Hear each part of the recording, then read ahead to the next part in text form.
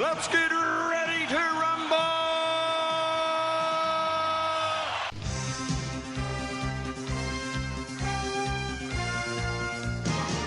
Hello and welcome to Netflix vs. Cinema, the podcast that called it too early.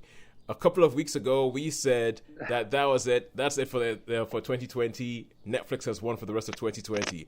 But just when you thought it was down, on the mat, cinema has gotten up. It's like the Undertaker getting up from the mat, coming back up to come out of the corner swinging. My name is Tosin. I am your host, based up in Coventry in the Midlands, and joining me on the Isle of Wight are Sharon.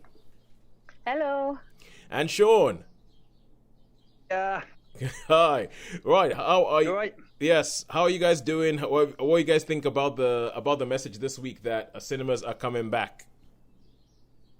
I'm really pleased about it. You know, I'm really totally pleased about it. I think. So that'll be. I mean, I'm just wondering whether.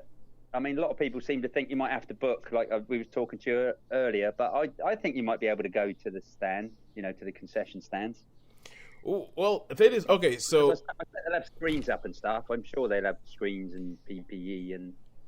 I've received two emails. One from Cineworld, one from Odeon, and both of them were talking about the measures that were taken to keep people safe. So you're trying to convince people to come back to the cinema, and they have mentioned that they were going to have that there is going to be screens in front of the people, so you can go up to the concessions. Although I'm not really sure that you want to be buying anything from the concessions because I don't normally anyway.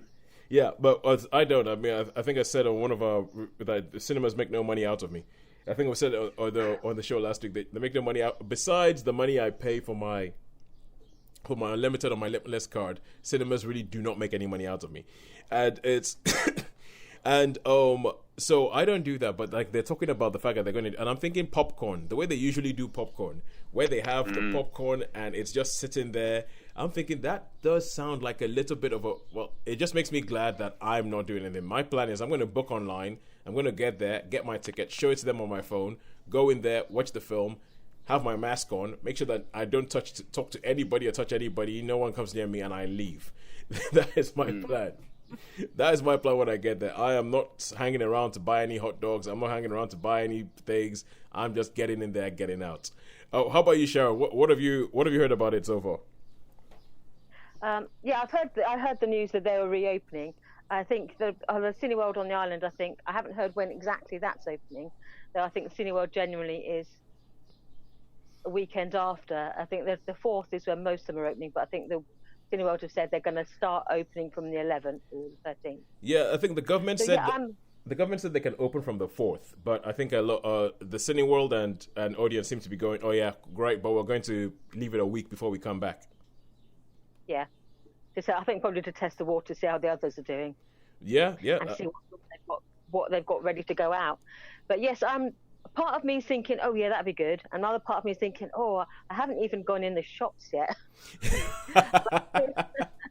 And I'm still doing my supermarket shopping, you know, of an evening rather than during the day. So part of me is thinking, yeah, I'll be straight back there. And another part of me is thinking, oh, I don't know though.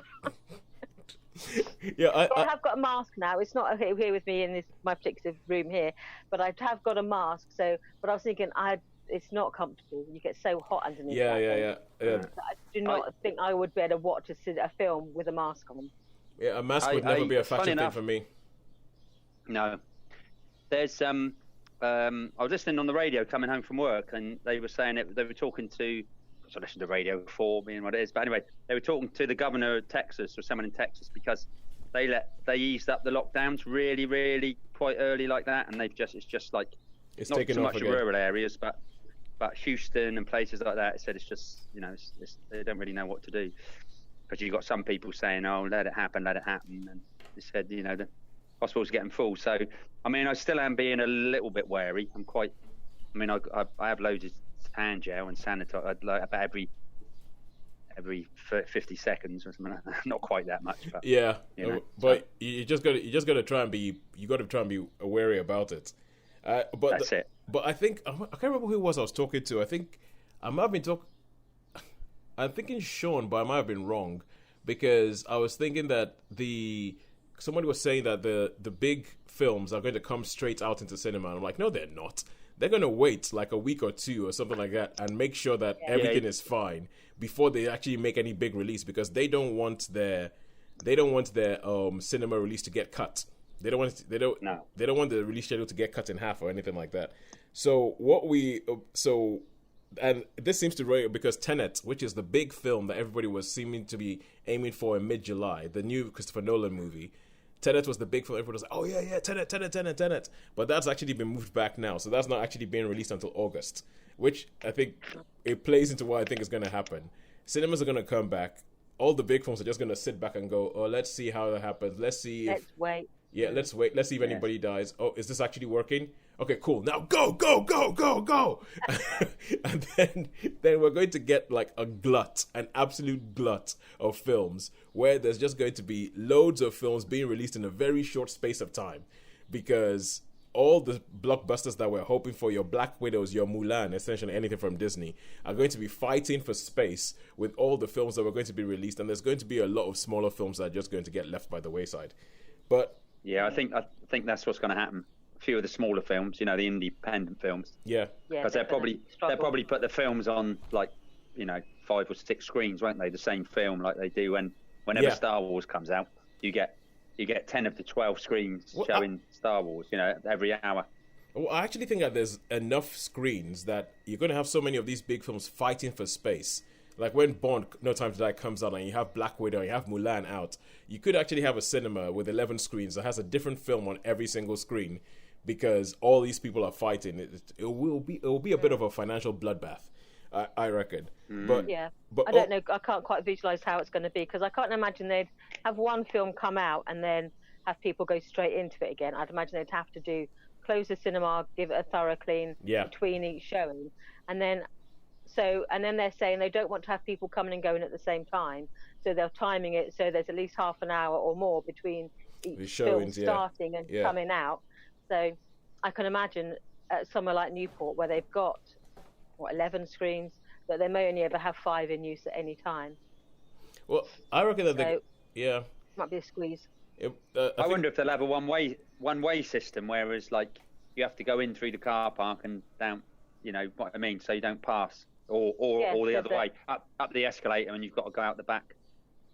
Well, I don't know if that'll work. Just before we came on, Odeon sent an email out, and they have a thing on there that says like, oh, we are a safer cinema. They actually have like a safer cinema badge now, and they have like different there's a badge that says we're a safer cinema, and it says you're reading through the things. It's like, okay, a safest place. They're limiting the number of seats for sale for each film and guaranteeing unoccupied seats between parties to meet social distancing requirements. We are staggering the show times to reduce queues and operate safe queuing measures with floor markings and cinema host support. Safer buying. We recommend you book online for a contactless experience with all ticket checks conducted visually only. We're offering a range of pre-packaged food and drinks, so no popcorn, with contactless till payments. We will no longer be accepting cash, but we have increased our contactless limit to help you buy safer. Enhanced cleaning throughout. We will have frequent and more thorough cleaning routines throughout the cinema with extra controls in all toilet facilities. Stations offering sanitized gels and wipes with our compliments will be available at allocated points. And in the care of a well-trained team, the cinema team has been trained. So I think that's pretty much it. And then they have things that you're supposed to do, like follow social distancing at all times, and essentially don't be an idiot. So... and we see how well that's worked. Yeah. Oh, good Lord. Oh, I see you're referring to the pictures of the people on the beach in Bournemouth.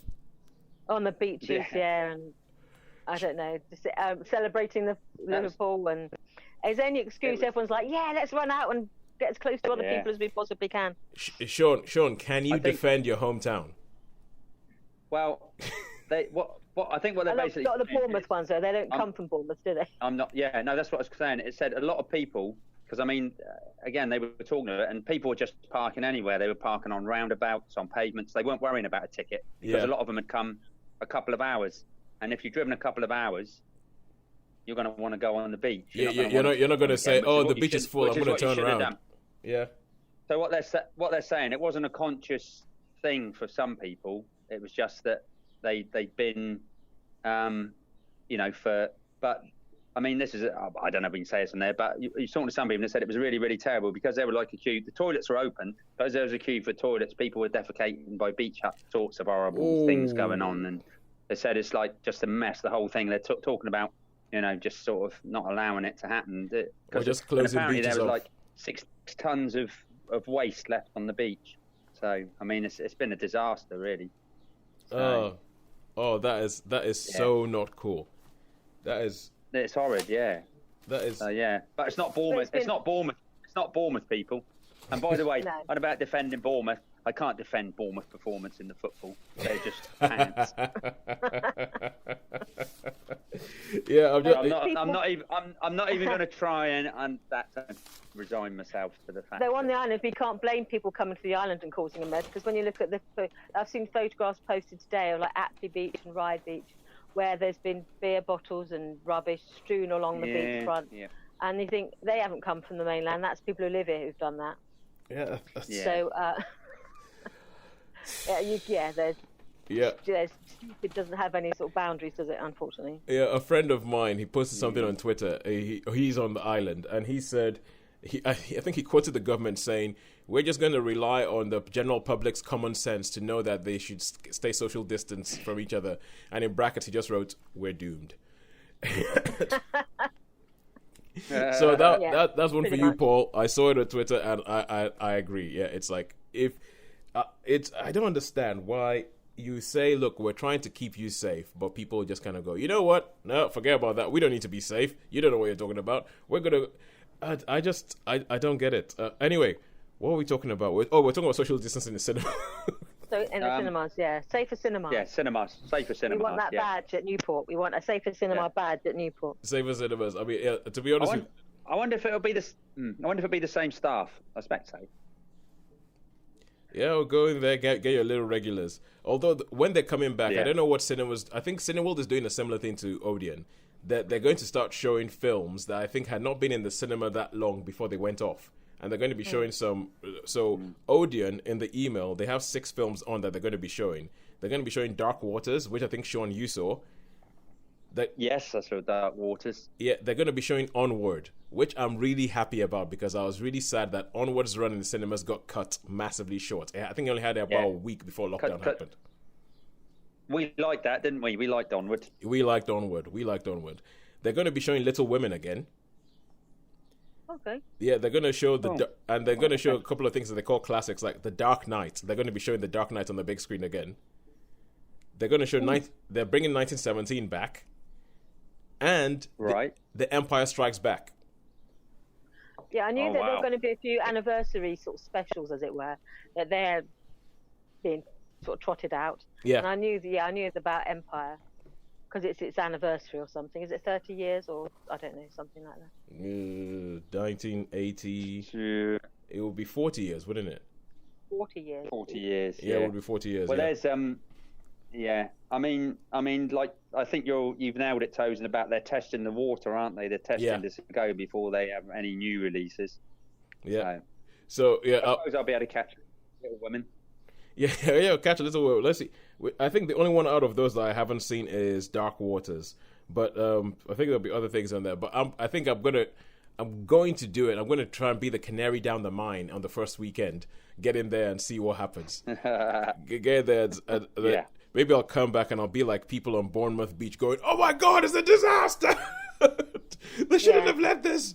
People don't have a brain. People can't do it themselves. You need to do all the thinking for them." So I think you have to. I suppose it's one of those things you have to do it to think, "Oh, okay, it wasn't that bad." Because I know one of our friends, I was texting him and we were texting each other last night. And he was saying he lives in Cowes and he had to come into Newport for the first time. And I was like going, "Oh, you went into Newport?" And he said, "You know what? It wasn't that bad." And I live in Newport. It's like, no, they're crazy over there. They're crazy. I was like, I said, "You went on the bus?" Oh, no. But he was fine. So I think it's one. Well, sometimes we may think, it's madness out there when it may not be as bad as we think. Yeah. I based my judgments on one sort of bad experience in the supermarket, and now I'm thinking I'm not going to the supermarket before like 8 o'clock at night. I had exactly the same thing. I had it where somebody refused to stay away from like, you know, you're standing in the queue and someone seems to think this whole thing is just a whole bunch of rubbish and is standing right behind you and breathing down your neck. And I thought, that's it. I'm not coming back into this shop before 7 p.m. because in the middle of the day shopping, not for me. It is stupid. There's too many idiots around, and there is, and that might be me when it comes to cinemas. I might just go there with, like, you know, a long coat and a baseball bat underneath it. Anybody comes close to me, this thing is going to turn into the Purge. Okay. Well, I did say to my mum when she went, the last visit we had to the hairdressers, I said, you know, well, we've got a broom handle that's about the right length. So I said, if Mum goes out, she's going to carry this broom handle with her. And if she can turn around without hitting you, you're okay. Yeah. I said, that might be me. I might just be carrying a broom handle. And if I can swing it without touching you, we're fine. Okay, all right. But it could get nasty. So it will be interesting. It will be interesting. And when they let me book, I'll figure out what will be the first thing I see back in cinemas in 2020. Hopefully people are not stupid and we get to keep cinemas around and it doesn't end up being an absolute disaster for the rest of 2020, because I know that there's what was that, Sharon? It would be very interesting if they had like the contact tracers. It's like, you know, all the it just we off. blame the Empire Strikes Back as this is peak, because if everyone had gone. It's like, yes, that's the only thing we had in common. There's a massive COVID spike around the screen of The Empire Strikes Back.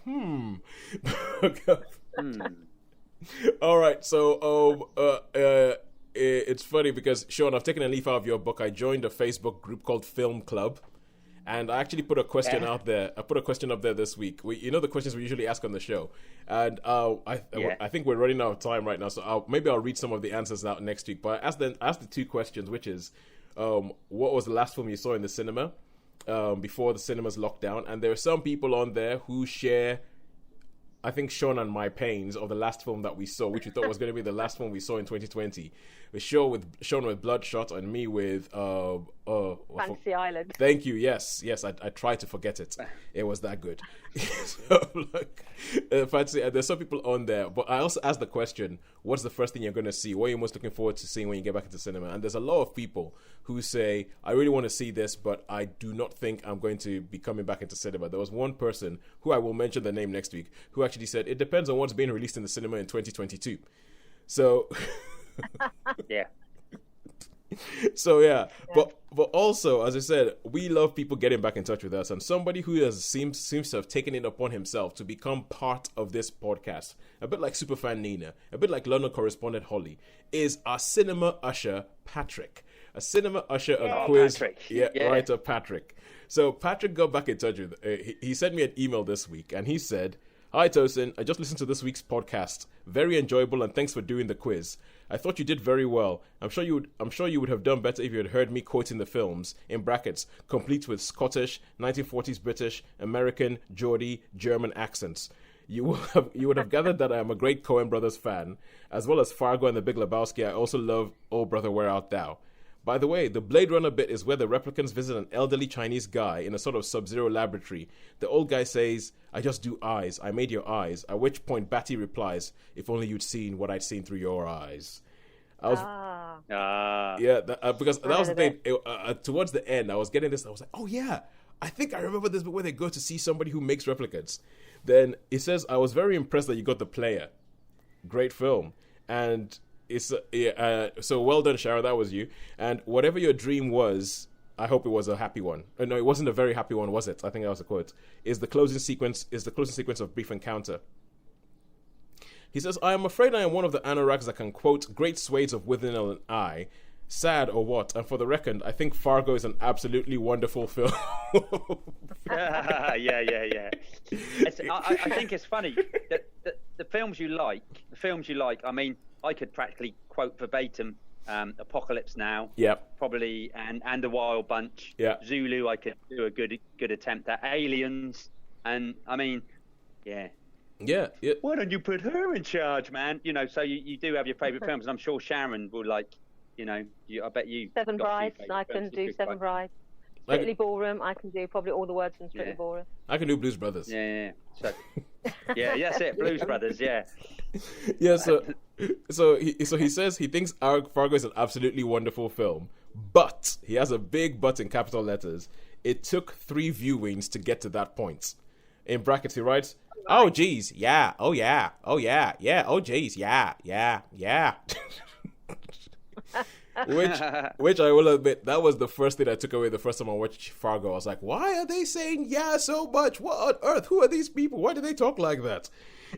Is that Steve Buscemi is I think. Sorry, Sharon, carry on. I think so.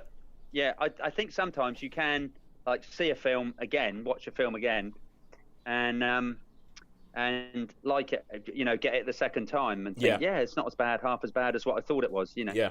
Hence, Batman, Superman, Dawn of Justice. Oh no, Sean, let it go, let it go. No.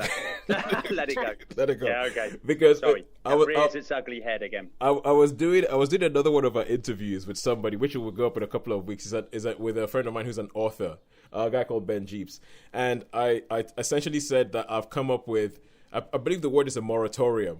That I am not allowed to talk about Batman versus Superman or Star Wars: The Rise of Skywalker on the podcast anymore because I will go into a rant. Yeah, okay. And I think I've done it. I've done it about 2 or 3 times in the interviews with poor unsuspecting people who just wanted to have a good interview about like the film going experience, and then they left with me ranting about these films. I think I did it in the Karen Bagshaw interview, and I did it again in the interview we're going to hear later today, where they got me. It's like, you know, in The Incredibles where Syndrome goes, "You sly dog, you got me monologuing." You caught me monologuing. Yeah. Yeah, that's kind of, it's like, "You sly dog, you got me ranting about Star Wars Episode 9 again." Yeah. You got me ranting about Batman versus Superman again. But anyway, so to complete... Yeah, carry on, Sean. Yeah. I was just saying it's the same. Sometimes some of the students when I used to teach sometimes were so good at getting me to go off tangents. You know what I mean? I could sort of, well, you know what I'm like anyway. At the best of times, they'd say, "Oh, sir, what do you think about so and so, so and so?" And I say, "Oh, yeah, well, that's really interesting. That could blah blah blah." You know what I mean? And I go, "Yeah," you know. So yeah, so they're quite good like that. I got easily distracted. Yes. Speaking about being easily distracted, I'll get back to Patrick's email. So to finish it off, he says Steve Buscemi is shot in the face by the wealthy father who is bringing the ransom, and he shoots him dead. When he sees the psychopath partner and is bleeding profusely from his face, he says, "You should see the other guy." So finally, my son really enjoyed the podcast with my interview and remarked how knowledgeable you guys all are. Aww. Hey. Yay. Oh, that was nice. Aww. That was good. Yes. People seem to think we're knowledgeable. I just think I just think we're we. We can blag it. Yeah, that's exactly, we can blag it. And he thought your presentation style was great. Just thought I'll pass that on. Thank you very much, Patrick. Ooh. And you are always welcome to send us audio clips of you doing your versions of these quotes and see whether we can figure out what film they are from. Now, finally, we get to actually talk about films. We talk about if there's anything that we have seen this week, anything that we've watched. Have you guys got anything? Because I have something I want to rant about. I've got one brief one, a series I finished, but that's all. All right, cool. All right, yeah, no, I've spent most of my time watching the football. I've spent a lot of time watching the football. So it's a big month, isn't it? Taking up most of my time. It's a big huge month, you know. Yeah, football's coming back. Liverpool have just won the title. Yeah, Cinemas are coming back. So for me, I haven't really watched much way in the movies or TV. It's been mainly the football and a couple of clips on YouTube of it was quite funny with the Michael Palin, Eric Idle, and John Cleese. So I haven't really seen any films. Although I might have probably seen one. Okay, all right. Maybe. So I have one. I promised you guys last week that I had a rant brewing about a film. Oh, okay. And there's so much I needed to rant about this film that I had to write down notes. So Sharon, you tell us what it is that you tell us what it is that you've seen, and I will rush off and go get my notes. Okay. I saw Anne with an E, which is a Netflix series based on the book Anne of Green Gables. there's 3 seasons altogether. So I've seen the first season of Anne with an E, based on obviously the beloved book. So yes, it's the story of Anne Shirley and how she's an orphan she ends up on Prince Edward Island in Canada, and she's adopted by a spinster sister and her bachelor brother, and she goes to live in this community of Avonlea on this farm in Green Gables, and how you see her coming to terms with living in this being adopted for the first time. She's 13 and living in this rural environment. So yeah, I have been watching that whole season with my mum. So yeah, this is the thing, because this is very, very on brand for you, because it's a book, it's a literary adaptation, and that's where you live. Yep. So yep. So what did you think? Because I'm guessing you've read the original book. Yes, I've read the book. I liked it, actually. It's slightly more gritty than the book, because obviously the book is something of its time, and you see the sort of the things that are implied or suggested, but they're never overt. And this is basically, you see more of what the reality of being an orphan in sort of turn of the century Canada would be like. Yep. If you were left to your own devices. And there is suggested that Anne wasn't abused as such, but she was in homes that were less than desirable, that she was witness stuff. And so you get the feeling that as an orphan, she was sent out to work for some of these families that were dirt poor and had too many children to cope with. Yep. And so you get the feeling, that she was probably exposed to more stuff than there's healthy for her. And so she does seek refuge in books and in fantasy and in an escape. And her escape is reading. And you can see it in the way she acts, is the fact that, she's been exposed to so much horror that she's sort of found this escape in the fantasy world. That sort of, she basically makes the world the place she wants it to be rather than what it is. Okay. And so what do you think as a literary adaptation of a book that you obviously know a lot about? How would you rate it? I thought it was really good, actually. I enjoyed it. We've just finished last night. Actually, we finished season 1, and so there's 3 seasons altogether, and I think there's more to come. So we are going to be definitely watching the rest of them. And so we watched the first. So I would give that. And me and my mum, I think she agreed with me. We both enjoyed it. I give a 4 out of 5. Oh, cool! 4 out of 5. So I remember reading this thing about Anne of the Green Gables. Apparently, it's massive in Japan, huge everywhere with because she's got red hair and she always has it in 2 plaits down the front. Yeah. Yeah, but apparently it was so big in Japan that they were building. I think, is there a house in Canada that Anne of the Green Gables is based on that house or something like that? Yes, yeah. You can go there. Yes, they're building a replica of it in Japan.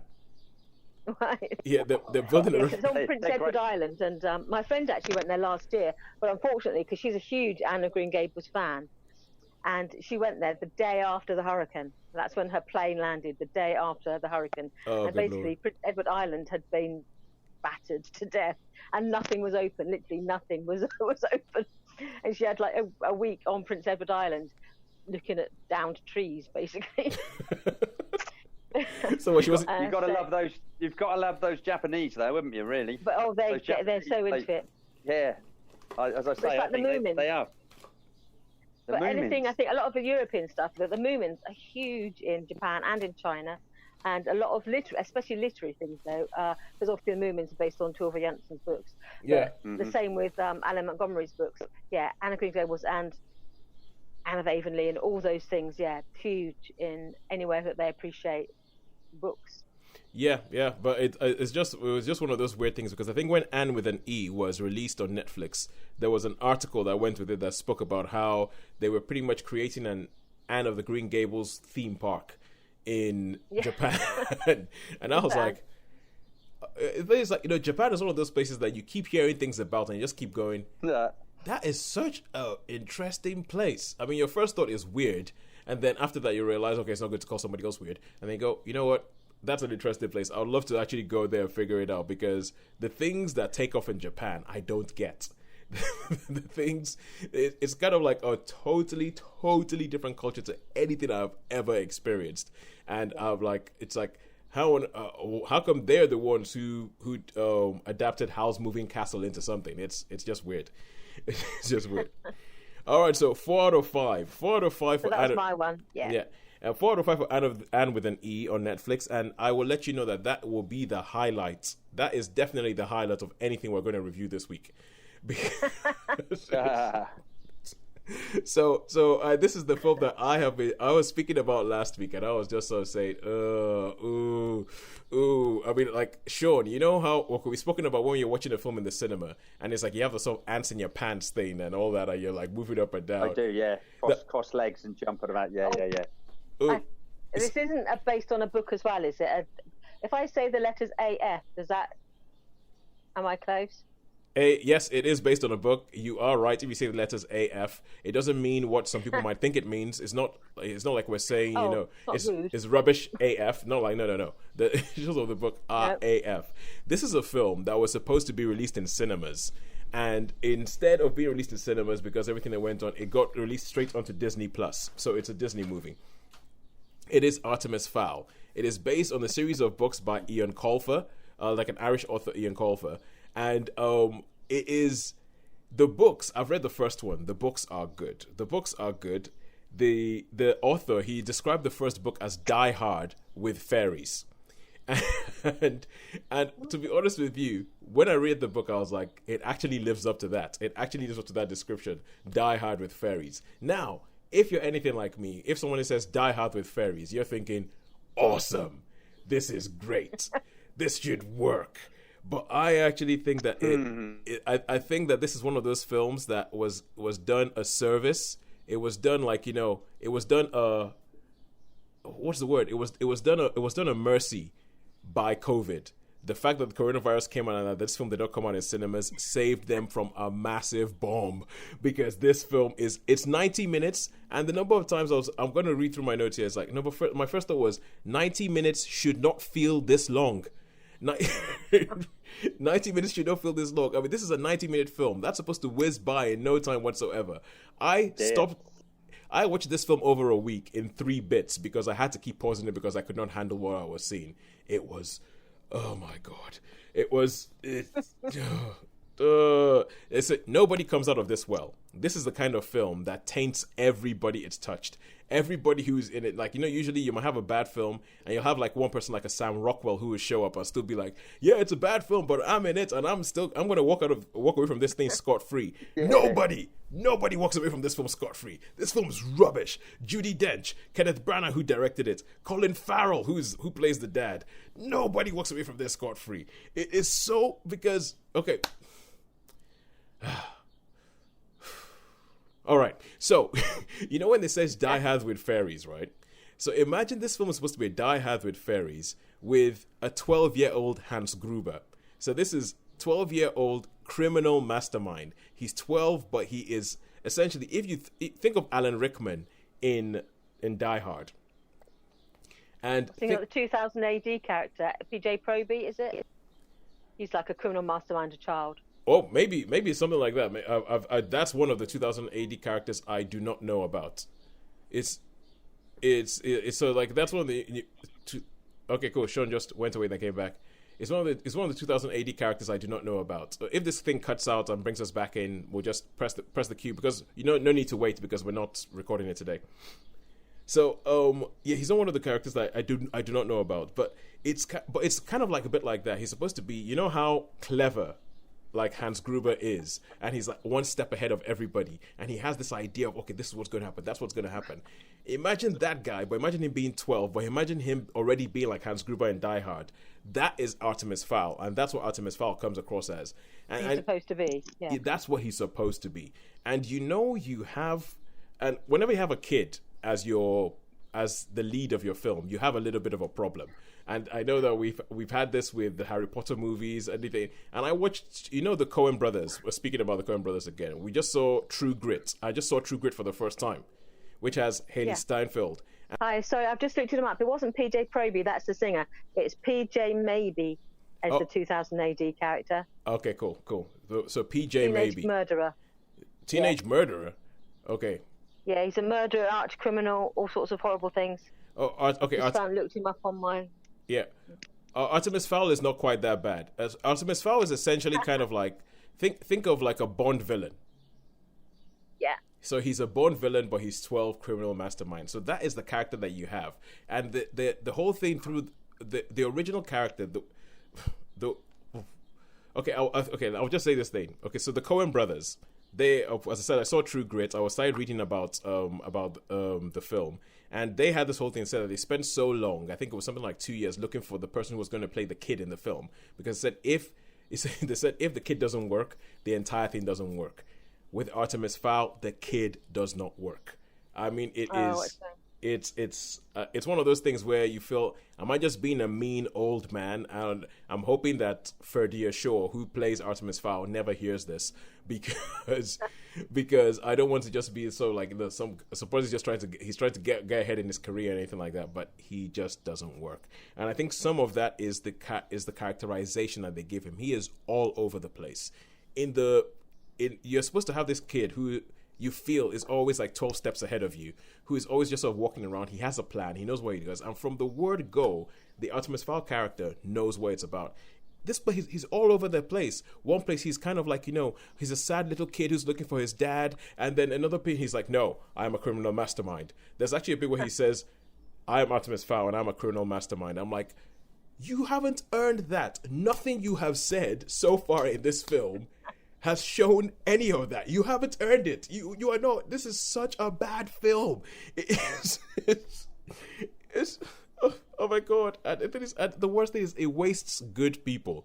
You have Nonso Anozie, who is an actor. He played somebody with a name I always struggle to remember or pronounce, but he gets locked. He's in Game of Thrones, and he gets locked in a massive he gets locked in a chest in a like a bank vault. He gets locked in a bank vault with a woman, and essentially he's left to his death. I know the one. Yeah. I know exactly who you mean. Yeah. Yeah, that character. He plays that character in Game of Thrones. And he plays this character called Butler. And in the book, they have this whole thing about how Butler, that it's his name, but it's he. So people think he's a butler because his name's Butler. No, Butler is actually his name. But that's because his family, the profession of butlers are named after his family. So he's supposed to be like this absolute badass special forces person who just sort of like looks after Artemis Fowl, because nobody knows where Artemis Fowl's father has gone, and his mother is like has an illness and she's upstairs, and he is absolutely wasted. I think Nonso Anozie, when they cast him, I was like, oh my god, that is great. That is great. I mean, just from the looks point of view, he's big, he's hulking. I never saw the character as black in the original book, and the fact that they've made the character black, I'm like, oh, this could be good. But my god, all he is there for is exposition. It is there's whole, the whole thing about show don't tell. This is a film that spends its entire running time telling you things. It just keeps telling you things and telling you things. I'm like, don't tell me. Show me something. It's like, no. We will tell you. There's this thing called the Oculus. The Oculus is blah. We need to go do this. And there's whole swathes. There's like 10 minutes where all they're doing is, and they've turned Butler into an idiotic character who just goes, but Artemis, how would we do this? And Artemis goes, oh yes, my father told me, blah, blah, fairies, this, that, and the other. And I feel like they have absolutely wasted a brilliant concept. That the books are actually the first book, I really like the first book. I think it's because it takes the whole thing about Irish myths and and how you have fairies and goblins and dwarfs and all that, and it does such interesting things with them that the film kind of sanitizes, kind of infantilizes, and just makes them too clean, and it's just rubbish. I mean, you have Josh Gad. Oh my god, I just remembered it. Josh Gad plays Mulch Diggums, and I think he is wrong for the part. First of all, Mulch Diggums is not supposed to be a Josh Gad character. He's supposed to be like the actor Bernard Shaw. Yeah. Bernard Shaw would have made a brilliant Mulch Diggums. That is the kind of person Mulch Diggums is supposed to be. And they come up with this whole thing, and he does this whole kind of, because it's Josh Gad, obviously, he has to have all these asides that make it funny, and they try and say, oh yeah, do you know that David Bowie was a pixie, and who cares? I mean, it's just... And then they give him a voiceover.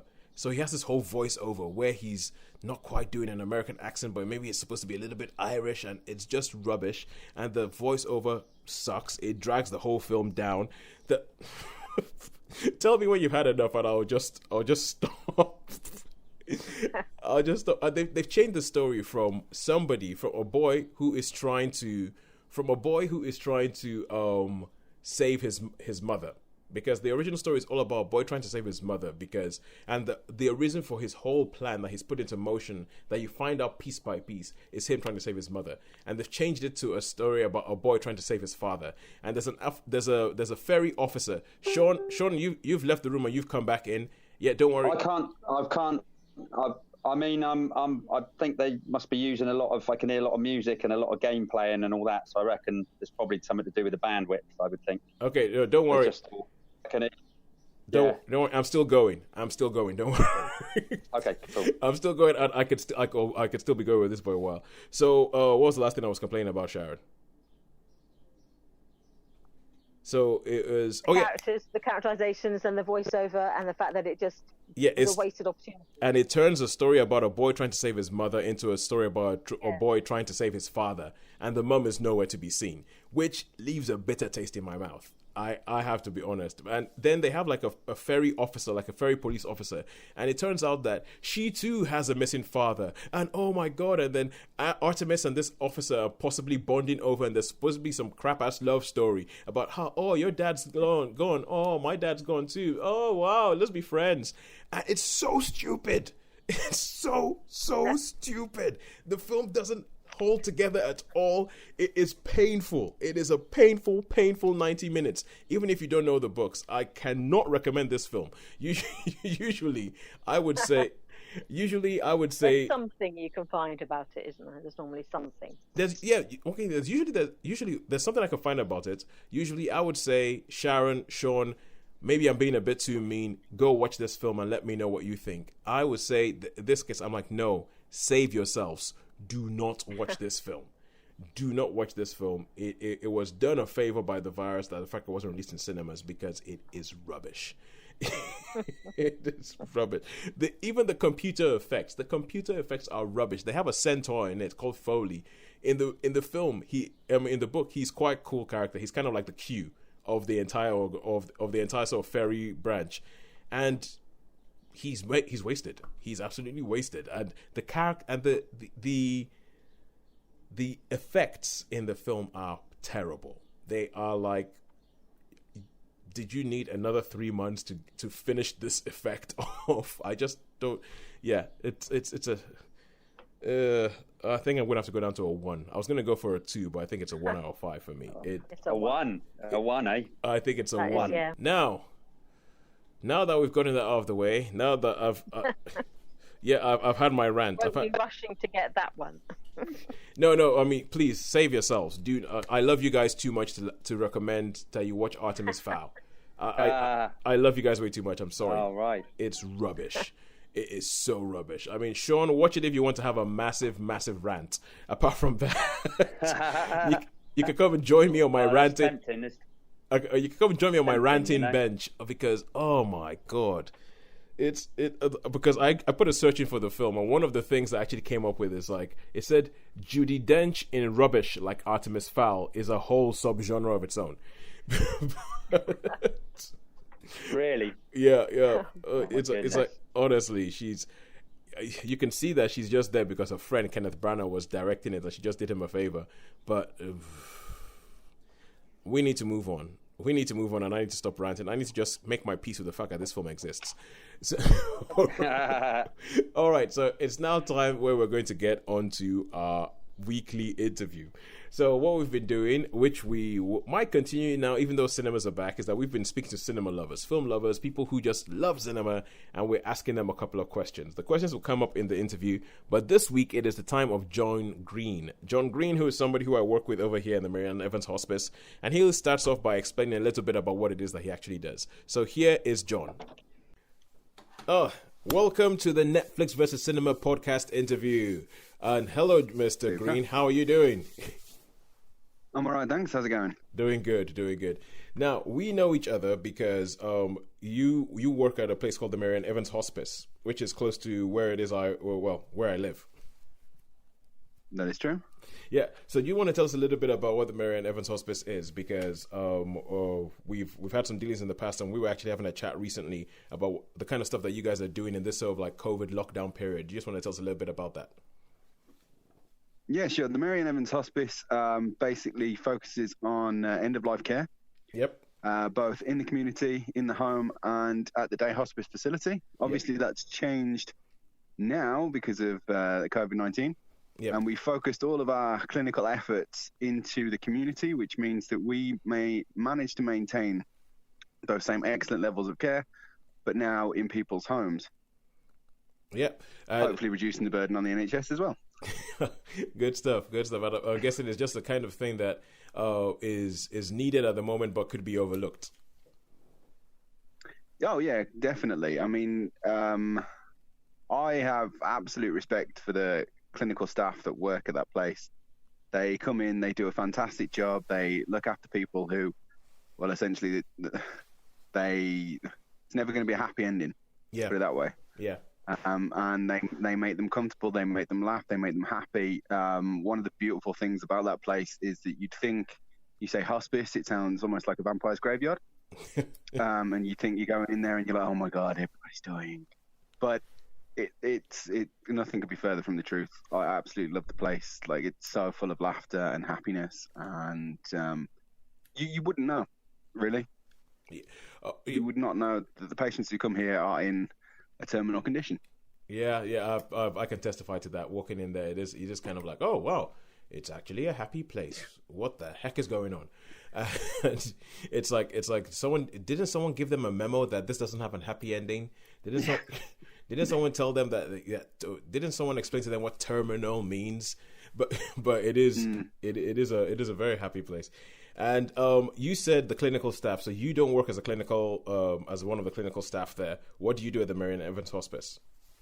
No, I am the communications officer, and I do everything that might involve. My background is in art and design, so I am responsible for all of the branding. I did the rebrand, which I'm quite proud of. And all of the kind of like print materials, event materials, everything on the website, copywriting, anything that needs to be done in kind of a digital or creative way, that's me. Yeah. And it's also, well, I always say that because I do videos, and that's my main thing. And I always tell people that essentially whenever you're doing any of this stuff is to get people to pay attention to you. And in the terms of the hospice a charity, you want people to pay attention to you. And one of the things you primarily want to do is raise funds. So if there's anybody listening to this who might think, oh, God, what he says, I quite like it, especially in this sort of lockdown time. I know that you're doing some fundraising things. Where can people go to donate or to help out in any way? So they can go on to Just Giving, and just search for the Mary Ann Evans Hospice. That will take you to our main page, and you can donate that way. If you want to join one of our current quite successful campaigns, which I'm really excited about because I was half of the operation in that one. Yeah, because there's a lot of people on furlough at the moment. So yeah, there's essentially where like 2 people running the entire hospice right now. Pretty much, yeah. Apart from, I think at one point there was 2 non-clinical staff that were on furloughed, and one was the CEO, the other one was me. So that was quite fun. Yeah. So you were saying you were talking about you said sponsor a nurse. Yeah. So we've got a sponsor a nurse campaign on Just Giving, where you can go. It's £99 to sponsor it, to actually get the sponsorship put onto our website. Yep. But we'll take anything. Price for coffee, anything. We've got donations at any level for anyone, anything they can spare. It doesn't have to be £99. Obviously, that would be most welcome, more or less. Fantastic. It also, we're about to launch, this will be coming in the next few weeks, a 100 to 100k challenge, where we're looking for 100 fundraisers, that each fundraiser is going to raise £1,000 to help us raise a target of £100,000 to help ease the financial burden of coronavirus. Yeah, the big bad at the moment. Yeah. So, Well, thanks for that, and hopefully, if there's someone listening here to this and they actually get it, just so like at least help you guys in the Mary Ann Evans Hospice, make this time a little bit easier for some people. And one of the things I have to say, Mary Ann, because I moved to this area near Coventry, well, in between Nuneaton and Coventry, I think it's just under 2 years ago. I moved to the area, and everything around here was called George Eliot. And I was like, who the heck was this George Eliot person? Who was this George Eliot guy? And I was actually making some like silly joke to my wife, and I was like, oh, did you know that George Eliot and T.S. Eliot were brothers? And she was like, no, there's no way they were brothers. And I was like, yeah. And I was just sort of making like, off the, where you're trying to hoodwink somebody into believing something that's obviously not true. And she went to Google, and she was like, George Eliot was a woman. I'm like, what? What do you mean George Eliot was a woman? So from making a pretty bad, silly joke, I ended up educating myself, and I found out that George Eliot was one of these celebrated authors, but because obviously at that time women were not allowed to, it wasn't seen to be financially viable to be a woman. So yeah, it's crazy when you say it like that, but it is. So she wrote under the pseudonym of George Eliot, and everybody was, oh my God, George Eliot is amazing, George Eliot is great. And then it turned out that George Eliot was Mary Ann Evans, and so I actually found myself getting a bit upset. I was like, what? Why is everything called George Eliot? I was like, why is everything called George Eliot? The hospital's called George Eliot. There's George Eliot avenues all over the place, but that's like hiding the fact that this was a woman. And so I have a soft spot for Mary Ann Evans Hospice because you're about the only place that uses her actual name. So for me, I'm always like, yep, give them whatever because they use her actual name. Yeah. But yeah, that's one of our favorite bits of trivia. Yes. Yeah. So yeah, it's like for anyone who's listening to this, the more you know. Anyway, now, we are talking on this because obviously we're on the Netflix vs. Cinema podcast. Usually we're on the podcast, we're comparing 3 things we see at home on Netflix and related streaming platforms, 3 things we see in the cinema. We rate them between out of 5, and whoever gets the highest average wins that week. The whole idea is which one is giving you better value for your money. Is Netflix going to kill cinema because cinema just can't keep up with the quality that's being produced in one place? Or is cinema still producing quality? And every time we meet up, we're usually meeting to talk about doing something, some sort of fundraising, some sort of attention grabber for the hospice to help to raise charity. But we usually end up talking about film. And we end up talking about film in some way, some form, or whether it's who's done a good job. Our latest one was all about Star Wars and J.J. Abrams and all that. And I thought, okay, that's it. Yeah. Seeing as we're doing this series during the lockdown, where instead of, because we have no cinema, we are bringing in people who love film, and we're asking them a whole bunch of questions to fill in the cinema section of the show. Let's have a celebration of cinema. So I thought we've got to get you onto the show and ask you our patented questions, for which no one else has ever thought of before, about your cinema going experience and like your cinema going life. So the first thing that I would ask you, the question we always kick off with is, can you tell us the story of the first time you ever went to the cinema? Yeah, I can. It's a very, very vivid memory. I must have been about 4 years old. Yep. And I remember it because I associated the opening scene with this film for most of my childhood life. It was The Little Mermaid. It was the first thing I ever remember going to see at the cinema. And I always associate that, that little castle scene with the little whistle that they do every Disney film that comes on. I always associate that with The Little Mermaid. Yeah. So I would bet heavily that is the first film I remember going to see, and I would say that's the first film I ever went to see at the cinema. Oh, well, okay. Now you're talking to like a Disney fan. You're talking to a person who sort of like goes, oh my God, they're terrible. Look at them. They're a horrible multinational conglomeration. They own everything. They have a monopoly. Oh, they released a new cartoon. I got to see it. So carry on. I find myself very much caught up in that dualism. I mean, I've gone on and done masters in fine art where I've had to hide my secret love of Disney because it's not cool when everyone else is talking about Slavoj Žižek and you're there going, God, isn't The Little Mermaid just something else? So, I've had to keep it. I've had to keep my love kind of deep down. But now I have children. I feel that I can celebrate that, and I can buy into the Disney conglomerate kind of less guiltily, because I know that eventually they will kind of get around it. Well, Except somehow, in a cruel twist of fate, my daughter doesn't even like Disney stuff. Ooh. But I know. I know exactly what you mean. Like, people tell me sometimes, they're like, "Oh, so yeah, are you waiting till when you have kids so you can go to Disney World?" And I'm like, I don't need kids to do that. It's like, who needs? It's embarrassing how many times I've been to Disney World. I was like, who needs kids to watch Tangled? Come on, nah. Yeah. So yeah, Tangled unrated. I think it's massively unrated. I am one of those cinematic hills that I will die on. Is that Tangled is a superior film to Frozen in every way. Oh. I just heard Bob Eisner pick up. Yeah, that is, yeah, that's it. That's it. I am sorry, but I think Frozen, overrated, Tangled, massively underrated. I think Tangled is a film I can put on and watch anytime. It is so good. Tangled is so good. And anyway, apart from, I'll give Frozen the songs, or one song. Yeah. I'll give Frozen one song. But apart from that, I'm like... I'm going to say this in all of my life, the best Disney film that I've ever seen, and myself and my brother absolutely adore, is Hercules.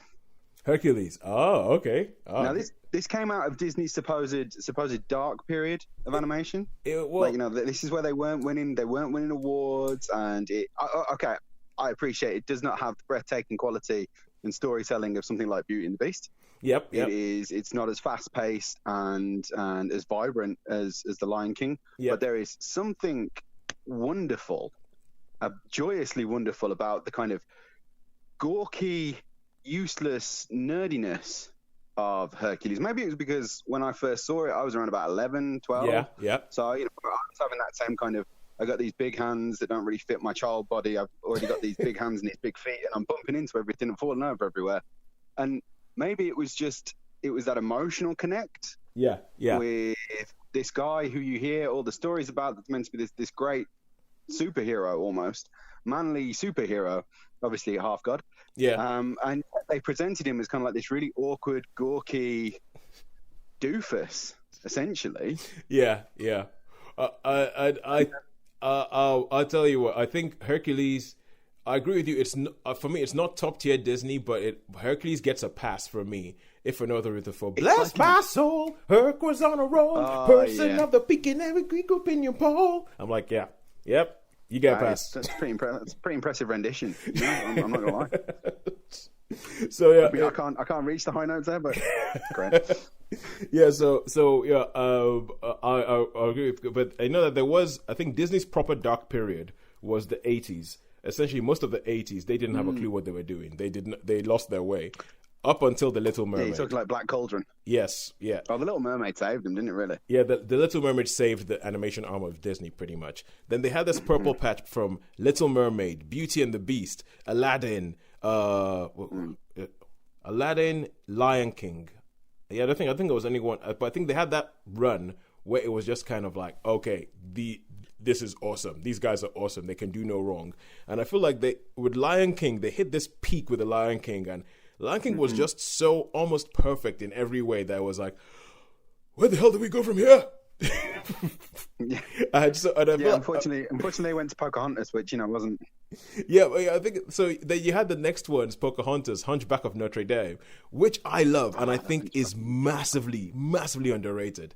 Hunchback of Notre Dame, yeah. So yeah, Pocahontas, Hunchback of Notre Dame, and Hercules, and where they were trying to almost.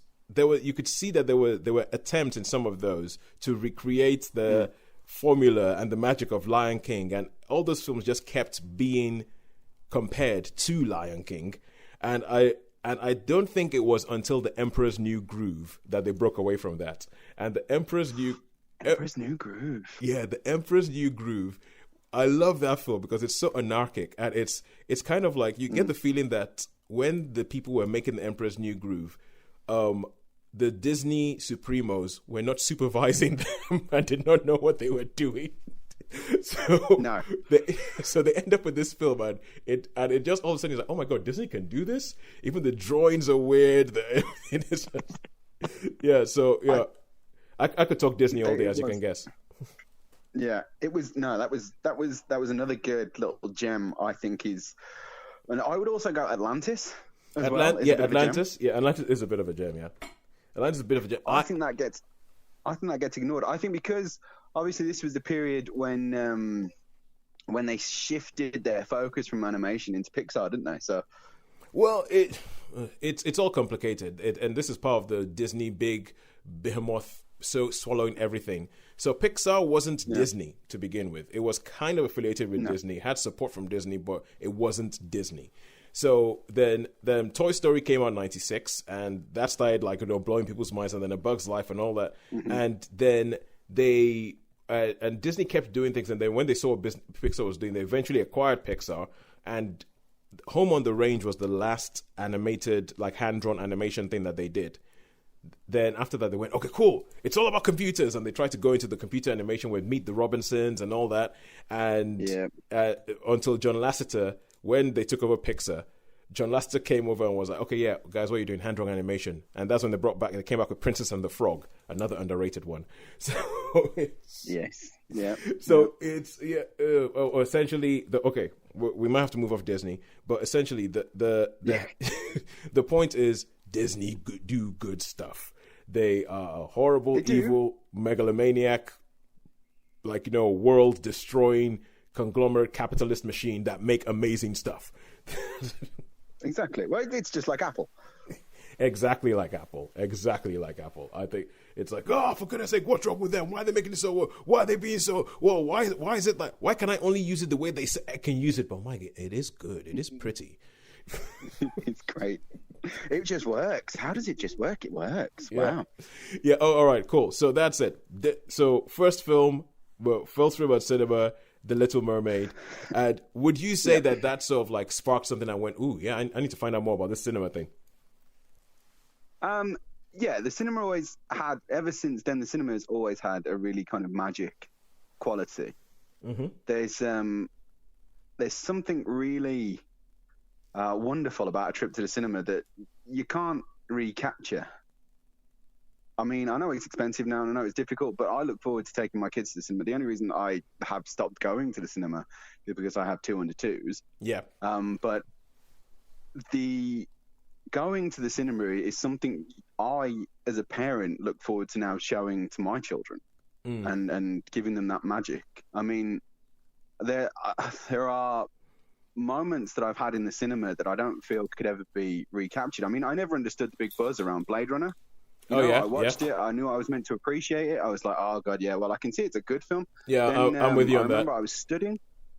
I was down in London, and I went to the cinema just to pick it up. It was a special edition, re-released, out at the cinemas, one night only. So I was like, right, I'll get a ticket and go and see it with a couple of friends, and it blew me away. Right, and that's when I realized how good it was meant to be. Oh yeah. I was like, I get it now. I get it. The sounds, the surround sound, being completely entrenched in that whole atmosphere. Yeah. And that's the whole thing about cinema. It's the atmospheric nature of it that just draws you in, sucks you in. I mean, I've cried more in the cinema than I've ever cried in my own home. Well, I'll tell you what. Because it just draws you in. It does. That does speak volumes about your home life, which is good. It just, your relationship with your wife, with your kids. That sounds good. Very happy. It's very happy. Yeah. So you're going on to one of our questions. Then is why do you think cinema is such a big thing? Or why do you think it's a thing? What's the allure? I mean, it's the whole experience. From the age of a small child, I wanted to go to the cinema every opportunity I could get. It was a treat. It wasn't that we did all the time. I mean, if a big new movie came out, I'm thinking any of the Batman films at that time. Yeah. late 80s, early 90s. Any Disney film came out, or any kind of really good animation came out, and obviously I was a child. I remember not being allowed to go and see Jurassic Park until my parents had seen it. And I was so excited to go and see Jurassic Park, but they were so worried that it wasn't appropriate for me because I was so young. But I really wanted to see it because I was really into dinosaurs. So they went to see it, and I stayed up. I remember this. I remember staying up with my grandparents who were babysitting me at the time. I stayed up so they could come home and tell me whether I could go and see it. I wouldn't go to bed until they got back from the cinema. You know, and that magic, that excitement, that kind of... There are moments I've had, particularly in my home cinema, which is in Tamworth. Oh, yeah. There's something... I mean, I've been to a lot of cinemas, granted, but there is nothing like... There's almost like a relationship there. There's something magical about even just the drive to Tamworth to get to the cinema. I mean, Tamworth itself isn't the greatest place, but go to what was the old UCI, which is unfortunately now an Odeon. But the UCI there was something awesome. It was like that drive. You got excited just going past the trees in the countryside from where we were. Yeah, you knew where you were going, and the excitement started to kick in. And you were like, "Oh God, we're going to cinema! Yes!" And then it was literally to see how much popcorn you could eat as well, and how many times you needed to go to the bathroom. That's why my parents would never pay for a large drink. All right, so at the time we're recording this, the latest episode of our podcast has has just gone up, and it's with a friend of mine called Nina Remtula, who it was funny when we had this interview with her. She couldn't remember anything about any of the films she'd seen. All she remembered was the snacks, and the experience and stuff. And so, yeah, I know you're speaking her language the way you're talking about. Oh, yeah, the popcorn. See how much you can eat. All that. So no, and I think the word experience keeps coming up back again and again and again. When we do this interview, the word experience keeps showing up. People are like, "Well, you can't recreate that. It doesn't matter how big a screen you have at home. You just can't recreate it." I think it's absolutely right. I mean, also it's really interesting you bring up cinema snacks. My father, right? He would never, ever eat Revels or Minstrels anywhere else. You could never buy them for him. He wouldn't be interested. Go to the cinema. He'd always buy a pack of Revels and a pack of Minstrels. No idea why. But he sat there and he would eat them. It was like, that was his cinema food, you know? It was his routine. It was his ritual. He wouldn't eat popcorn. He would buy a pack of Revels and a pack of Minstrels. I love this. I don't get it. I absolutely love this. This is brilliant. All right, cool. I think so let me this way. I think you might want to listen to the interview that we had with Nina Remtula, because I think you're definitely gonna have to listen to it. I think she and your dad might share a lot in common. she and your dad, they might be like, kindred spirits going, "Yes, I see you. Yes, snacks." All right. So, what was the last film you caught at the cinema before the lockdown? Okay, the last film I'm actually quite embarrassed about because I wish it was cooler, but it was I Lost. Obviously, my family's democracy, so we do votes. Yeah. And I lost, and we went to see Dora the Explorer. Oh, and the Lost City of Gold. Yeah, I think I wanted to see Venom, I believe, was out at the time. There was something out at the time that I really wanted to go and see. It was my birthday, and somehow I lost.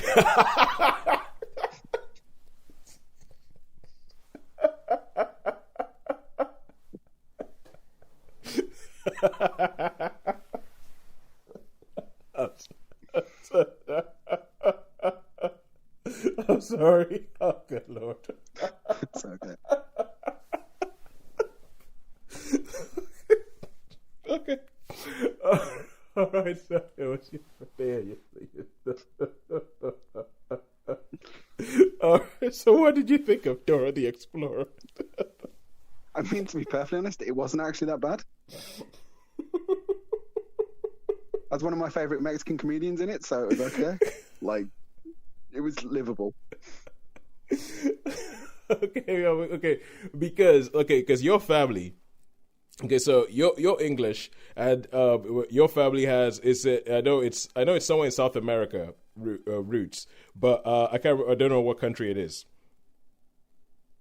So my wife is Mexican. Okay, cool. All right. My my first daughter was born in the United States. Yep. My second child, my son, was born in Mexico, and then my third child has just been born. He was born in England. Congratulations. Thank you very much. I lived in Mexico for a fair few years. I initially went there to learn how to cook. Oh, yeah? And to learn Spanish. And my idea was to go there, come back and build an empire of true Mexican restaurants, because I believe the Mexican food, and I still have this opinion, Mexican food is the best food in the world. Oh, yeah? Okay. It's very closely run, but if you try real, actual Mexican food, it is a wonderful delicacy. Oh, okay. So, I'm beginning to see your plan here. Mexican food is the best food in the world. Marry a Mexican. Oh, okay, cool. I see what you did there. Good. Yeah. See my business head going on there. But unfortunately, the marrying the Mexican wasn't even part of the plan. It was meant to be, we'll go to Mexico and then we'll do a whole tour of kind of South America, learning all about South American cuisine. Yeah. Unfortunately, I met my wife on the second day that I arrived in Mexico, and it was kind of love at first sight, which ruined all the plans. But I did that traditional English thing where I don't actually admit how I feel for at least 6 months. So there was a lot of back and forth. Oh, all right, cool, good stuff. So when you guys went to see Dora the Explorer, I guess that the fact that it is, and because I've seen that film, and I agree with you, I think it is. When you hear Dora the Explorer, of course, everybody sort of looks like the thinks about the cartoon it's based on, and Dora talking to the screen and trying to get the kids to get involved and all that. But I think that I remember seeing the film and thinking this is the closest thing to the Goonies I have seen in a long, long time. So it's like to a modern update of the Goonies. I think but also it goes quite into the sort of heritage, the heritage of Latin America, and the heritage of Latin that usually kind of gets ignored, because when you look at history, you look at the Americas, and when you look at in history, what happened to the Americas with the Europeans coming in, it was good Lord, it makes me sad, and I feel like there's a large part of like the heritage in there that usually doesn't get spoken about or gets ignored, or it's all just about Spanish, when there's there's Incas and there's Mayans and all that. So was that part of the decision in Dora the Explorer winning over on your birthday? Well, I wish it was something quite as interesting as that. It was quite simply that my daughter, when she was little, she did actually look like Dora the Explorer. She had a fantastic little fringe cut, and we used to dress her up like that. And she had big cheeks, Yeah. She's really, really skinny, but she had these big, massive cheeks. Did she have a backpack? She did have a backpack, yeah. And she absolutely, she's all of her little life. She wouldn't admit it now. I mean, she's probably mortified that I'm telling you now that she's like a pre-nager. But she absolutely loved Dora, and as soon as she saw that they'd made a film, I've not seen her get that excited about a movie for a long time. So kind of like that was one of the options. But me, I'm stubborn, I'm difficult, so I had to put my option out there, and nobody else wanted to go and see it.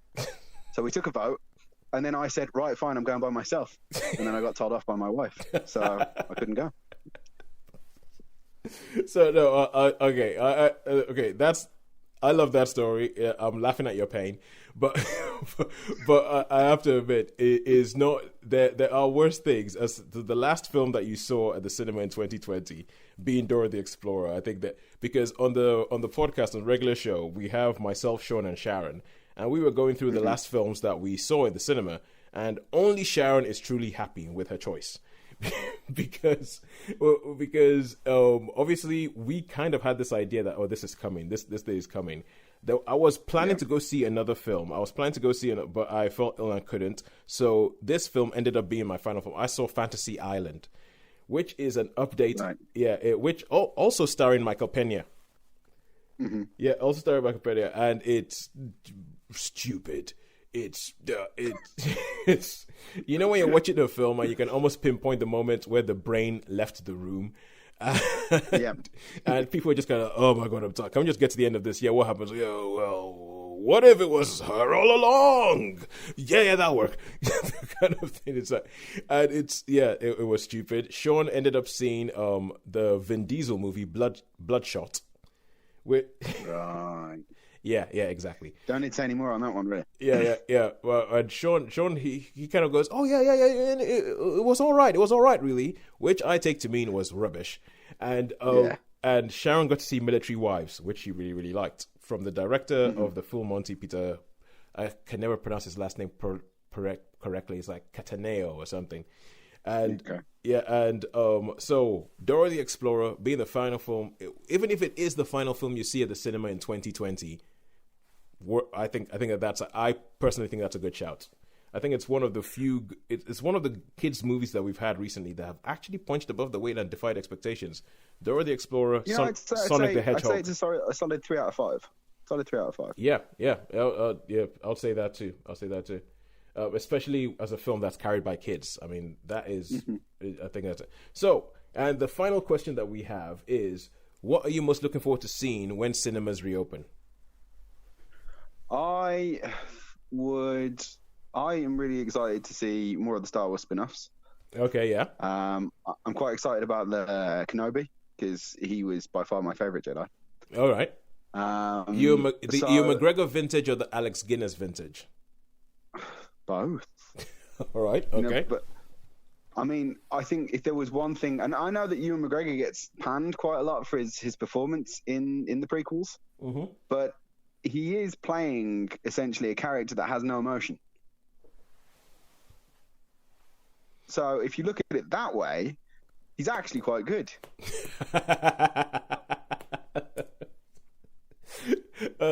That's okay. All right. It's a bit like saying, well, you see, Keanu Reeves is playing a character that has no reactions. So if you look at it that way, he's actually quite good.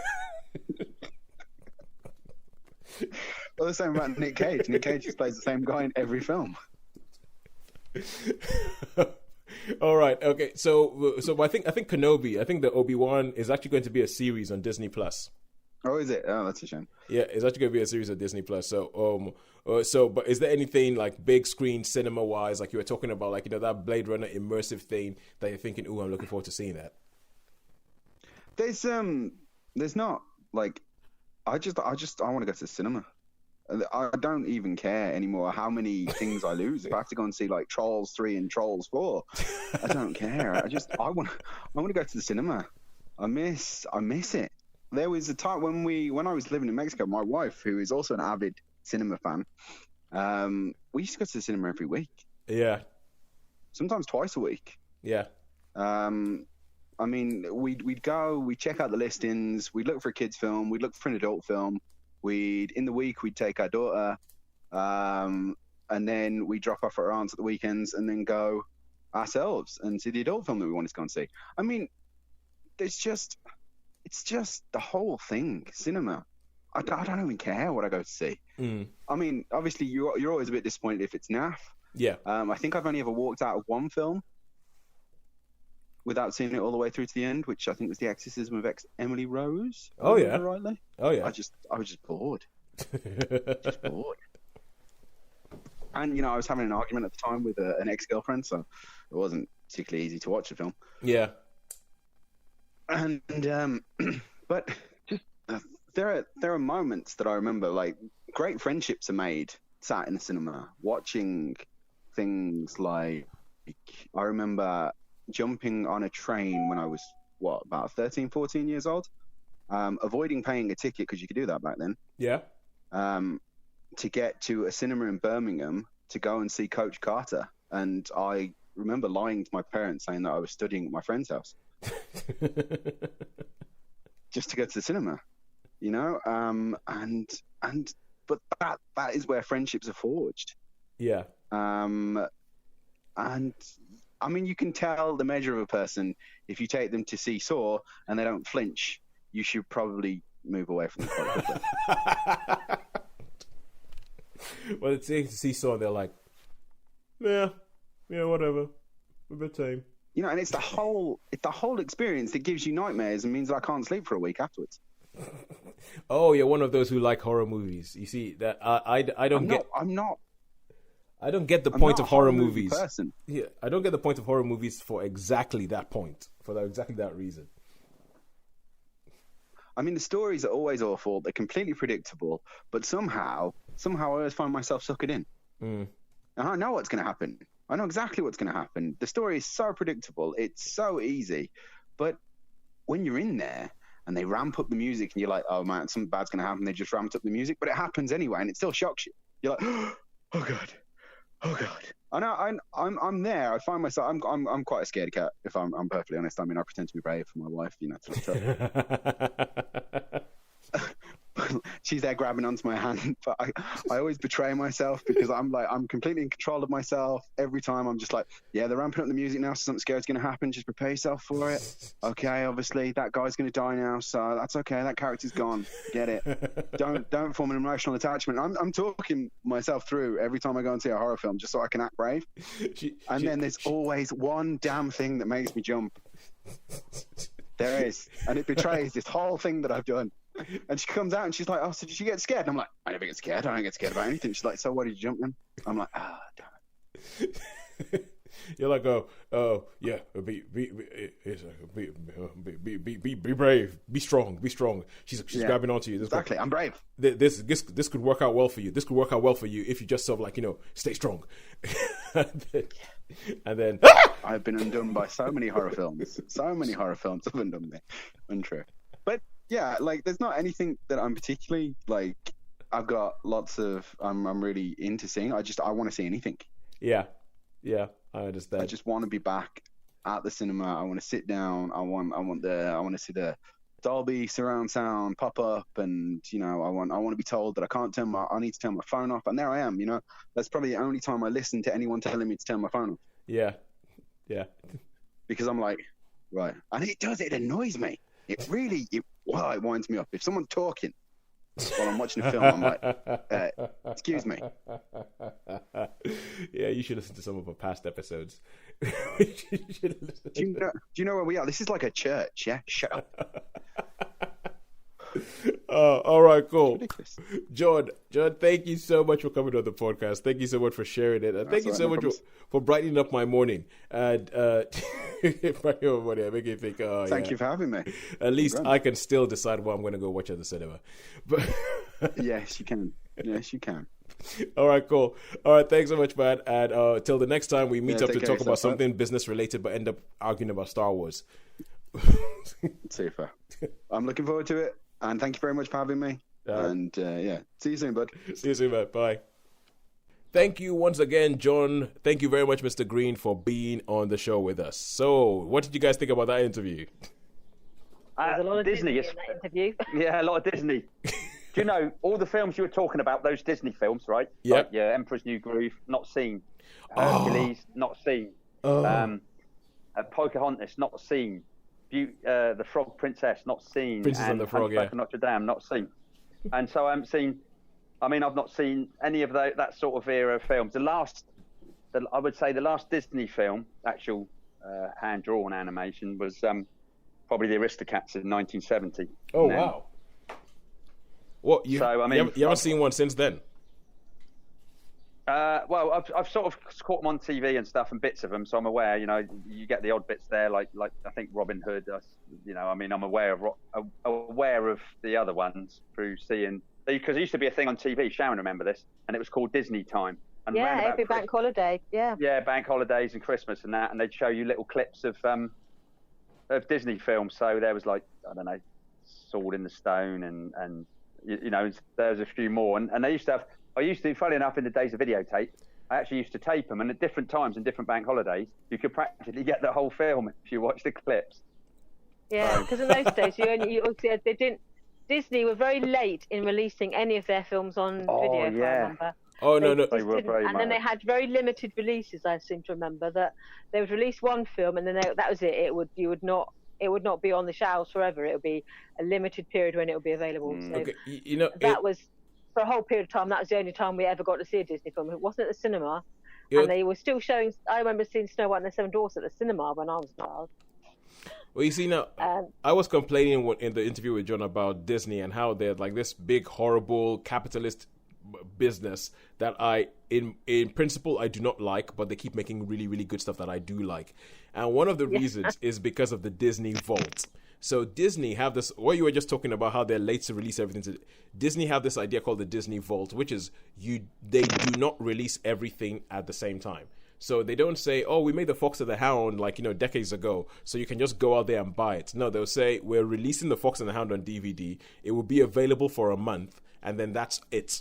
Then we're pulling everything back, and it's going back in the vault. And they would only release it at certain times, which is why once we were having a Disney night, a couple of friends on us, we used to have something called Disney nights where we would get together and we would watch the Disney movies. And we were trying to find a DVD of Beauty and the Beast, and we couldn't find it anywhere. And we went on to eBay and found a DVD of Beauty and the Beast selling for about £50. And that was purely because Disney had put it in the vault, so nobody can get your hands on it. So someone can sell a DVD for £50. That's one of the reasons I'm like Disney. You make things I like, but I don't like you. But there was a couple of other interesting things. Do you know what? Have I told you something I did watch, or did I say that last week? My memory's getting bad. Dora the Explorer. Oh, the film, the Explorer and the Lost City of Gold. I saw. Did I say that? Yeah, that was quite. Yeah, that was because I didn't think it was too bad, did I? Remember? So yeah, it was. I was really impressed with Dora the Explorer. Yeah. I think it's, I wouldn't think I'd be impressed if it was my birthday film, I have to say. If I've been outvoted and it's like saying, you're going to see Dora the Explorer. I'd say you had better be buying me a lot of sweets in that cinema. Yeah. I'm sorry I'm laughing at your pain, Mr. Greene, but that still does crack me up. That it was his birthday, the family voted and he lost. Let's see, Venom or Dora the Explorer.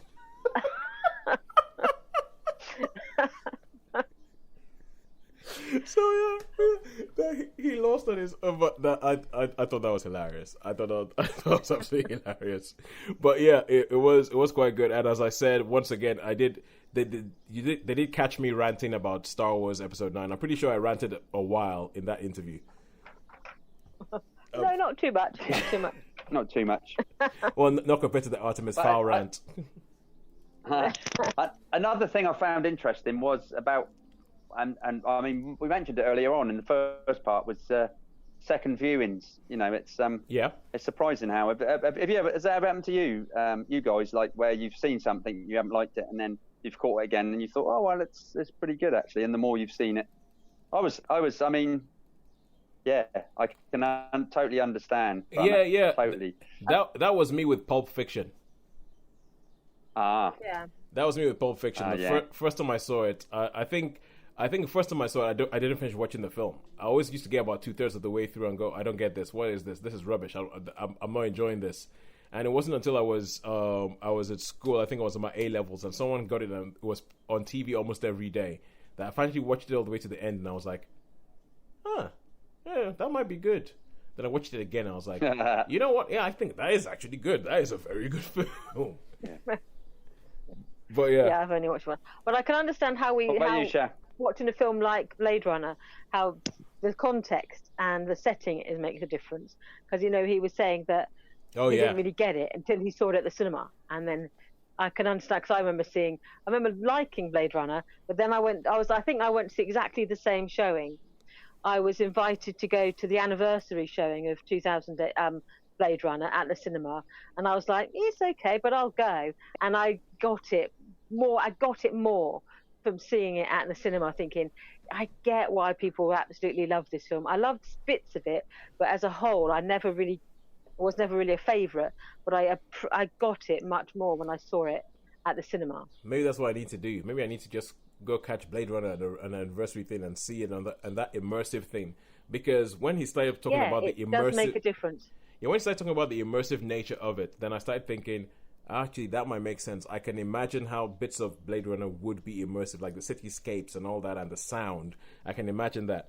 But I have to admit, I'm still a little bit in the Blade Runner going, well, I can understand that it's a cult classic, and I can understand people love it, but that's more kind of like my understanding of film community, so to say, as opposed to Yeah. my Yeah. initial visceral reaction to it. So it's but I can see that.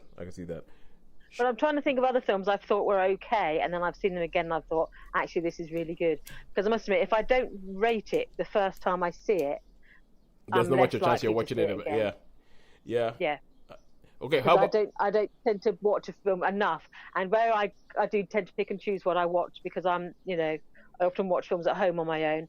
I don't have to say, okay, what's on the telly? Let's watch it together. Yeah. I don't tend to think, if I've watched it once and I didn't love it, I think, do I want to watch it again? I'd rather watch something I liked again. Yeah.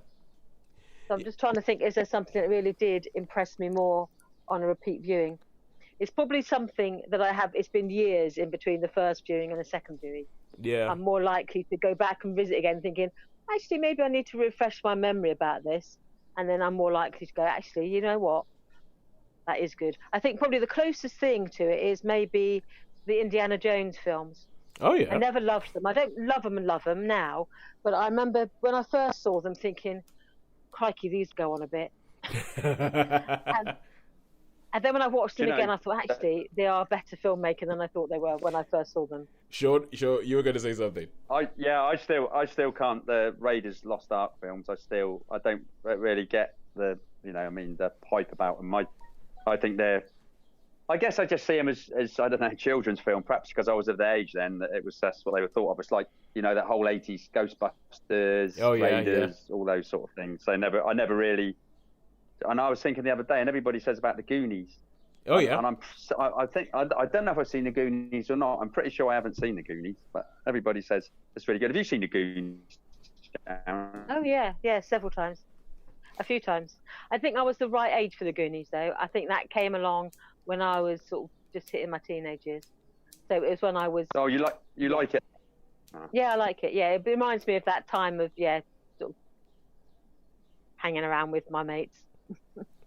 Yeah. We used to have video Saturdays, you see, because when I was at high school, between the ages of like 13 and 16, so those high school years, we would often have video Saturdays because it was just the era when videos were first becoming popular. So there was a video shop on every corner, even in like villages and small towns. They had their own video shop, and my friend had a big house in Wootton, and they had a caravan in the garden. And basically, we would stay the weekend and we would have video marathons. We just watched 5 or 6 videos. We'd go up the road, get the videos out. We'd go to her caravan and then we'd watch them and I'd stay overnight. And we watched these video marathons. Yeah, I think the Goonies is one of the ones we saw then. I think the Goonies was made for nights like that. The Goonies is almost engineered for nights like that. All right, so Sean, how about you? Something that you saw the first time, and then when you went to see it again, you thought, "Oh my God, this is actually quite good." And you cannot say Batman versus Superman. No. No. Okay. No. I would have to say. That it is probably Blade Runner. All right. For me, yeah. For me, probably. I would think that. Yeah, Blade Runner. I was like, well, I wasn't quite so sure, but the more I watch it, and I've watched it quite a few times these days, and I just really, really good movie. Well, okay, really good movie. So I'll tell you a film that I need to see again under this things, because the first time I saw it, I didn't think it was. I was not like massively impressed, and it is Apocalypse Now. It's. Oh yeah. Okay. Oh sorry. Yeah. I can understand that. I can understand people not getting that, but I mean, I saw that. I saw that. I went up to London. I saw it at one of the big London cinemas. I think it was the Odeon Marble Arch. I went to see that. So I had a hell of a bit. Just the opening scene, Yeah. Okay. Just like, whoa, this is going to be. Okay, maybe that's the answer. I understand what you're saying, Toast. Maybe that's the answer. Yeah. Maybe all these films that people have spoken about and said that were absolute classics that I just didn't get. Maybe that's why I need to go see them on a big screen. I need to go see them in a cinema, and then maybe then I'll finally be like, oh, now I get it. Well, they had the special anniversary edition because I went over to the Odeon in Bournemouth to see it on the IMAX, didn't I? Because they had it out what iSense it was. So I went over to see that, and it's just. I mean, there's some films that you have got to see on a big screen. 2001. And the film we went That's with one of the Sharon, ones which was I've actually- never really got, but because I've only ever seen it on the television, and I've got bored with all the monkeys at the beginning. Yeah. You sound like my brother, Sharon. Yeah. And, I mean, I think... Sharon, did you ever see Zulu at the cinema? No. No, right, yeah. So, but I I've mean, never seen again, that on the television. Yeah, everybody sees it on television, but that had a big impact on me. But that was in big 70mm CinemaScope print, and so those big movies, that's where cinema has got it. And I know they've got these massive TVs with the curve and all that, Like the one you have right behind you right now. I have right behind me, yeah. But right, but it still doesn't make. And I mean, do you know what? I think I agree with Tarantino, because when I went to see The Hateful Eight, I think there's something about when it's shot on celluloid. I don't know, something different, because I mean, although this is like It's a different HD, quality, isn't it? you got these ultra HD TV ones, and I don't know. Sometimes I find them it took me ages to get used to it. I found it a bit false, a bit like too. It's too clean. I don't know. It's different. Yeah, it's difficult to explain. It took me a while to get used to high definition, but I do. All the films that when I think about what I like, I've nearly seen them all on celluloid. You know. Yeah. Yeah. Well, I do think though as well that cinema can elevate a mediocre film. That you can watch a film and go, wow, that was a really good film. And then you actually see that again on a small screen, and then you think, you know what, it's all smoke and mirrors. I don't think there's actually much to it. Yeah. But the scale of it makes you think, or it convinces you that it's actually quite an impressive piece of filmmaking, when actually you think, it's probably not that great, but it has been elevated by the medium. I mean, there's some performances. I know on our old show when we used to don't make them like they used to, and I said about The Valley, a Michael Caine film that takes place. I mean, you know, you can watch that, but it's still pretty good on the TV. But if you had seen that at the cinema, it just like had such a major impact on you. You know, it's just like, whoa, it's great to have those really, really sweeping vistas.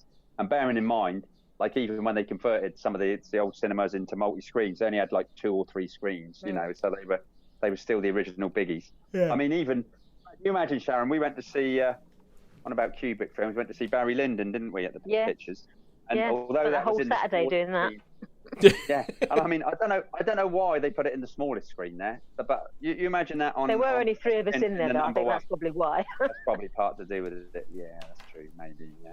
So I think people need to experience certain films at the cinema, because then, I mean, Tosin, if you were to see Apocalypse Now at the cinema, I'm sure you know, with the surround sound and like. When they bring it back for the 35th or the 40th or whatever it is, I will make you. I make you a promise, Sean. The 50th. Yeah. When they bring it back for the 50th, I make you a promise that I will go to the cinema to see Apocalypse Now, and maybe then finally I will get it. Okay, yeah.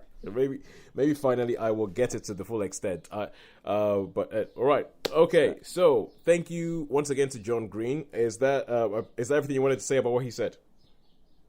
Yes. Okay. And now we come on to the part of the show where we try and guess. You two try and guess what John Greene looks like, based solely on his voice. And I have to say, I got a phone call. You might remember my friend Arun Bhaskaradas, who came on the show a couple of weeks ago, was talking a lot about Marvel movies, and I got a phone call from him yesterday, and I picked up the phone, and the first thing he said was, "How do they know about the shaving?" And I was like, what? And I was like, what? And he was like, I just finished listening to Netflix at cinema. I was like, oh, yes. Because you guys nailed what he looks like. And he hasn't listened to it until this week. And even he listened to it and thought, oh my God, how did they know? Like, you had nailed what he looked like. So you guys, with that in your ears, with that ringing endorsement, what do you think about John Greene? What do you think John Greene looks like? Actually, funny for me, because I didn't really... Okay, Sean, you're breaking up. Really think about on Sean, that one this time. When so I would say probably I don't know, 6 foot, glasses, slightly thin in hair. 6 foot, glasses, slightly thin in hair. All right, Sharon, you? Yeah. Well, I've got the feeling that he's probably quite fit, someone who exercises, someone who's active. Yep. And I got the feeling, in my impression of him was someone who looks, just healthy, so strong, sort of, quite fit looking. I just had an impression of like dark hair, clean shaven, but someone who, to me, he looked like a bit like a runner. So I'm trying to think, who would I visualize in terms of looks? I don't know. Look, to me, I visualized someone who looks like a bit like a footballer, maybe. All right. Who sort of like keeps in shape, is like quite active, and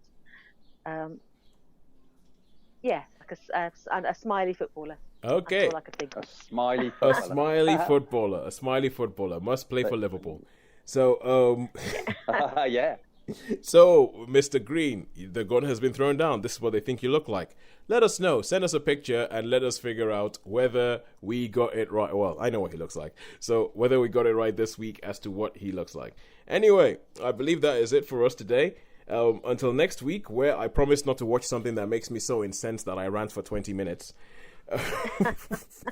It's a goodbye from me. It's a goodbye from me. And it's a goodbye from me. Thank you for joining us. You'll hear us soon.